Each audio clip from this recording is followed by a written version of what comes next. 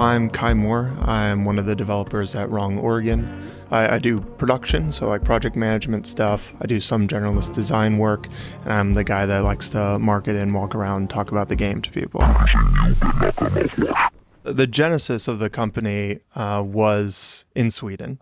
All of us went to this, essentially a trade school called Future Games, all in the design class. How Fish is Made was, it was Jeff, Martin, and Johanna. It was the three of them. It was their first game project. And so they released that, and it kind of blew up in a lot of ways. I remember being in school when Hideo Kojima retweeted some article about us. And that was just, the classroom was a very ecstatic place to be when that happened. And sort of that was, I guess, the genesis of the company. It was like, okay, these people have made something that, has hooked a lot of people. It was really cool to see the impact of that. The next logical step to be like, okay, if we, really flesh out the team, can we make this something that's sustainable? Mouthwashing is a narrative-first horror game. It takes place on a ship called the Tulpar, which is part of the Pony Express. They're a shipping company in sort of the somewhat undefined future. You're working for this company, and the captain of the ship, Curly, decides to crash the ship in an effort to wipe himself and the rest of the crew out. For better or for worse, everyone lives. To try and elongate their chances of survival, they open the cargo hold to see what they've been carrying this entire time, to find out that it's only mouthwash, which has an alcoholic contents. The game kind of takes place over what they perceive the last few months of their existence as they descend into alcoholism, depression, and there's some psychological horror elements thrown in there for good measure. How Fish is Made, it's a shorter experience. It's around 15 minutes, and it tells its story a lot through its setting, the fishes that you interact with, but it's mostly an abstract narrative that kind of has a, let's say, less defined message. The themes of Mouthwashing are definitely, yes, alcoholism and depression. We set out to do like a very character-driven narrative where you get to see sort of who each of the crew members are, how that circumstance affects those people, and how they sort of deteriorate into their worst selves. It's because, here they are stranded essentially with very little food, oxygen's running out, and all they have is, Listerine. It's not a pleasant time.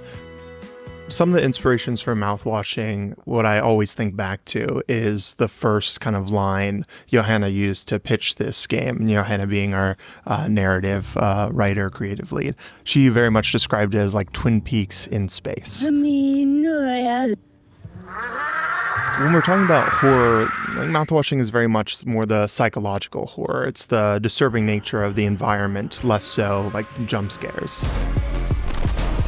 But it's much more just the gravity of the situation that's horrific.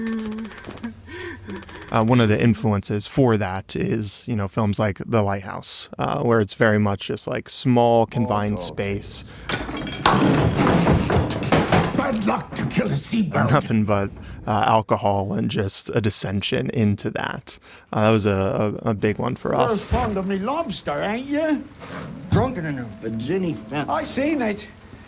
You're fond of me lobster. Pacing was something that we really wanted to get right with Mouthwashing. We very much knew sort of the story that we wanted to tell from the onset. We didn't want the game to ever overstay its runtime. We kind of blocked out the entire story, put it in engine, played through it, and then over the course of development, tweak and add on as sort of we saw fit. We just play test constantly and just be like, okay, this feels good. Okay, I haven't feel like I've been in this section for super long. And then some of it was just like, let's throw in like a bizarro sequence here. This might be a cool idea, or, I haven't been scared in a little bit. Maybe we should add that. And so we ended up with around 2.5 hour experience that we feel is really, it's tight. It doesn't overstay its welcome. The music and sounds in Mouthwashing was definitely something we paid a lot of attention to. Martin, being our audio guy, is a big fanatic of, the little things, of paying attention to how to properly set the scene, audio-wise. And I think we do a lot of fun things with the audio. Obviously, I can't really talk about specifics of that, but it's something that we paid a lot of mind to.